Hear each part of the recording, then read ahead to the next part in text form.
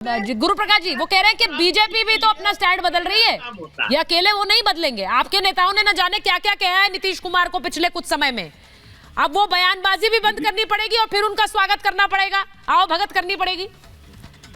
देखिए सुचारिता, आप चाहे जितना चाबी भरिए, आप चाहे जितना उकसाइए, जब तक कुछ ऑफिशियल नहीं होगा, जब तक कुछ घोषित नहीं होगा, हम कुछ नहीं बोलेंगे। हम अभी भी वेट करेंगे, जो अधिकृत लोग हैं वो बोले, उसके बाद हम कुछ टिप्पणी करेंगे। मुझे पता है गुरु प्रकाश जी आप बहुत संयम से बोलने वाले नेता हैं, मैं जानती हूँ ये बात। मुझे पता है चाबी भरने से कुछ नहीं होने वाला आपके साथ, लेकिन कोशिश तो मुझे करनी पड़ेगी ना। सुचारिता, मैं जानता हूँ आप क्या चाहती है निकलवाना, आप हमसे नहीं निकलवा पाइएगा। आप भी बड़ी बात इस बात से अवगत है कि जब तक कुछ अधिकृत नहीं हो जाता, जब तक कुछ घोषित नहीं हो जाता, अभी सब कुछ मैटर ऑफ स्पेकुलेशन है, अभी सब कुछ हवाबाजी है। अच्छा, ये इंटरेस्टिंग है, ये इंटरेस्टिंग है कि उस बैठक में संजय झा भी थे, विजय चौधरी भी थे, जो बैठक हुई है। जेडीयू के नेता बैठक के बाद भी मीडिया से बात नहीं कर रहे थे, ये इंपॉर्टेंट है। सोचिए, बैठक खत्म हो गई है, नीतीश कुमार के आवास पर जो बैठक हुई थी वो खत्म हो गई है। विजय चौधरी उस बैठक में मौजूद थे, वो बाहर निकले हैं, लेकिन मीडिया से कोई बात नहीं कही है। अब ये भी बताइए, उमेश कुशवाहा भी बैठक में मौजूद रहे, वो जब निकले हैं मीडिया ने बहुत कोशिश की, लेकिन बात नहीं कर रहे हैं। अब यही वेट एंड वॉच हो रहा है, क्योंकि बोलना क्या है अभी ये नेताओं को पता नहीं है, किस तरफ जा रहे हैं, क्या हो रहा है। पिछले कुछ दिनों में आपने देखा ललन सिंह ने जब राष्ट्रीय अध्यक्ष पद छोड़ा है, जेडीयू के अध्यक्ष का पद छोड़ा, तो भी अटकलें लग रही थी। समीर जी, उस वक्त भी अटकलें लग रही थी कि क्यों इन्हें हटाया गया है अध्यक्ष के पद से। उस वक्त कहा गया कि ये तो एक रूटीन काम है, कार्यकाल खत्म हो गया, हम पद से हट रहे हैं। लेकिन तब से अटकलें थी कि क्या एक स्ट्रैटेजी के तहत हटाया गया है, क्या वो आरजेडी के लिए काम कर रहे थे, क्या वो वहां पर तेजस्वी को मुख्यमंत्री बनाने के लिए काम कर रहे थे। अब क्या हो रहा है, नीतीश कुमार के अभी जहन में क्या चल रहा होगा, समीर जी जरा बताइए। देखिए, नीतीश कुमार जिस पर्पस से इंडिया गठबंधन में आए थे और जिस पर्पस से लालू प्रसाद यादव को सरकार बनाई थी, इंडिया गठबंधन बनाने में भूमिका निभाई थी, नीतीश कुमार को यह समझ में आ गया है कि वह पर्पस इस में सॉल्व नहीं होने वाला है। उन्हें प्रधानमंत्री पद का उम्मीदवार नहीं बनाया गया। ममता बनर्जी ने कांग्रेस अध्यक्ष मल्लिकार्जुन खड़गे का नाम चला दिया। संयोजक बनाने के लिए प्रस्ताव रखा तो नीतीश कुमार ने कहा कि मैं बाद में बताऊंगा। नीतीश कुमार इसको अब तैयार नहीं हो रहा है संयोजक बनने के लिए। जिस लालू के साथ नीतीश ने बहुत आराम से सरकार बना ली थी, उस लालू के साथ नीतीश कुमार अभी तक सीटों का बंटवारा बिहार में नहीं कर सके। लालू प्रसाद कह रहे हैं कि आपके पास जो रूलिंग सीटें हैं उसमें से 5 सीटें मुझे चाहिए। नीतीश कुमार मधेपुरा देने को तैयार नहीं है। लालू प्रसाद कह रहे हैं मधेपुरा के साथ 3 सीट और मैं आपकी लूंगा।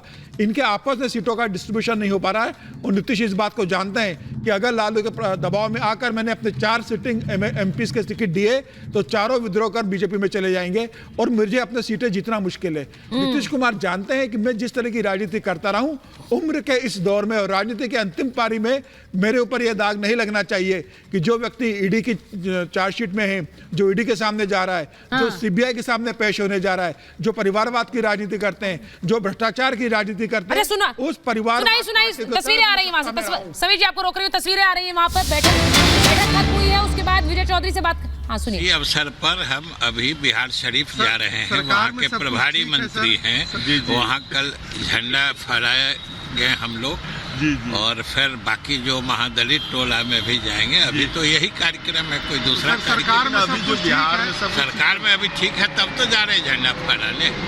बीजेपी के लोगों ने दिल्ली में बैठक बुला ली है सब। अरे बैठक करना तो पार्टियों का काम है, यहाँ सब कुछ ठीक है बिहार में। अरे इसीलिए हम झंडा फहराने जा रहे हैं। कब तक सब ठीक रहेगा?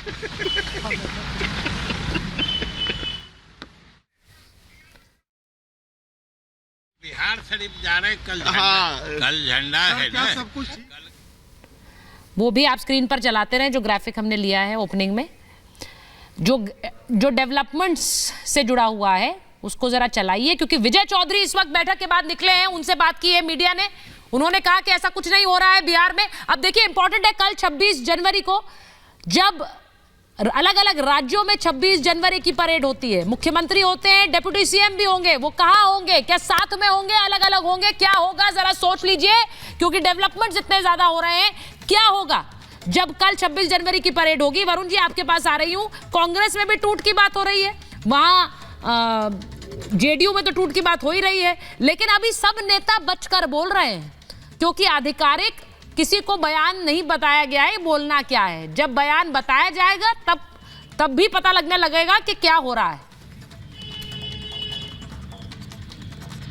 सुचारिता जी, डिबेट से दो बात तो क्लियर हो गई। गुरु प्रकाश जी कोई गुरु मंत्र डाल रहे हैं, बता नहीं रहे हैं, लेकिन ये साथ साथ ये भी कह रहे हैं कि केंद्रीय मंत्री ने जो स्टेटमेंट दिया है वो ऑथराइज्ड नहीं है, हमारा पार्टी अध्यक्ष दे। तो भाई दूसरी पार्टी के भी अगर कोई स्टेटमेंट देता है नेता, तो उसको भी आप ध्यान रखिएगा कि सुप्रीम कोर्ट की डायरेक्शन होता है, जैसे आपकी डिबेट में डायरेक्शन हो गया। वाह वाह वाह वरुण जी, आप ये बोल रहे हैं अधीर रंजन चौधरी के बयान को आप कह देते हैं कि वो तो उन्होंने बयान दे दिया, सीट शेयरिंग पर तो राहुल जी तय करेंगे, ममता जी तय करेंगी। अधीर रंजन चौधरी रोज बयान देते हैं ममता दीदी के बारे में, तो फिर इनको भी मान लो। गिरिराज सिंह जी तो केंद्र, तो मैंने तो पूछा ही, इसीलिए पूछा गिरिराज सिंह के बयान को कैसे आप नकार सकते हैं, यही पूछा ना।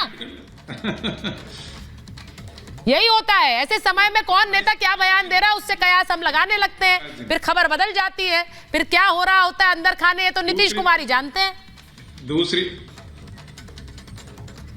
दूसरी बात यह है कि भारतीय जनता पार्टी आज भी कह रहे हैं मोदी जी की लहर है, मोदी जी की लहर है। तो भाई नीतीश कुमार जी हो, इंडिया अलायंस की टूट हो, उस पर क्यों आश्रित हो? आप अपना काम करो, कह दो हमको नहीं चाहिए नीतीश कुमार जी है कोई भी विपक्ष का है, कांग्रेस का नेता। लेकिन तो वो कहाँ कह रहे हैं? पूरा मूल कारण ये है कि इनको मन में भयाक्रांत है, किसी न किसी भयाक्रांत है, इनको चाहिए इंडिया अलायंस। नहीं, मैं एक बात मैं स्पष्ट करना चाहती हूँ। देखिए इस वक्त स्थिति क्या है, इस वक्त स्थिति इतनी सिंपल नहीं है वरुण जी, मैं अपने दर्शकों को भी समझा रही हूँ। एक बार जरा दर्शकों को समझाते हैं इस ग्राफिक के साथ। ये बात नहीं हो रही है कि नीतीश कुमार पाला बदलकर बीजेपी के साथ जा रहे हैं, ये बात नहीं है। सिर्फ स्क्रीन पर ग्राफिक रखिए, इस वक्त बात उससे ज्यादा है। बात यह है कि नीतीश कुमार की पार्टी में एक टूट उन्हें नजर आ रही है, उस टूट को उन्हें कैसे रोकना है।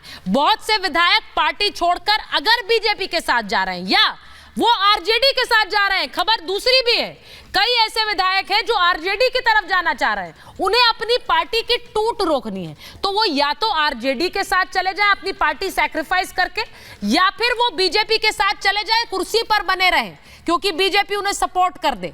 लेकिन अभी दोनों तरफ से कोई हामी नहीं है। आरजेडी क्या चाह रही है? आरजेडी का मुख्य लक्ष्य यह रहा है हमेशा से कि आगे चलकर तेजस्वी यादव सीएम बन जाए। अगर वो सीएम बनेंगे तो नीतीश कुमार क्या करेंगे? और बिहार में अगर उनके विधायक, यानी कि बिहार में अगर बीजेपी की सरकार बनती है तो उसके लिए उन्हें विधायक चाहिए, जेडीयू के विधायक भी चाहिए होंगे, या फिर बाकी विधायक जो टूटकर कांग्रेस या लेफ्ट से आते हैं, अगर वो बीजेपी के साथ जाते तो सरकार बन सकती है। लेकिन फिर नीतीश कुमार का रोल क्या होगा? तो नीतीश कुमार को अपना वर्चस्व बनाए रखने के लिए एक पाला चुनना पड़ेगा, लेकिन वो इस बात पर भी निर्भर करता है कि बीजेपी क्या सोच रही है इस वक्त। क्या वो नीतीश के साथ वापस जाना चाहती है? मैं यही सवाल बार बार पूछ रही हूं। समीर जी, क्या बीजेपी नीतीश कुमार को वापस लेना चाहती है? देखिए, मुझे लगता है बीजेपी को नीतीश कुमार को लेने में कोई आपत्ति नहीं होगी। नीतीश कुमार भारतीय जनता पार्टी के साथ हमेशा से रहे हैं और भारतीय जनता पार्टी उसका तहे दिल से स्वागत करेगी। सबसे बड़ा संदेश भारतीय जनता पार्टी नीतीश कुमार को लेकर यह देगी कि जिस इंडिया गठबंधन के सूत्रधार और संस्थापक नीतीश कुमार बने थे, जो संयोजक बनने वाले थे, आज वही नीतीश कुमार इंडिया गठबंधन तोड़ के भारतीय जनता पार्टी के साथ आ रहे। विपक्ष के लिए सबसे बड़ा झटका होगा। चुनाव के 60-90 दिन पहले अगर नीतीश कुमार या खेमा छोड़ के जाते हैं, कल ममता बनर्जी झटका दे ही चुकी है कि वह अपना अलग चुनाव लड़ेगी।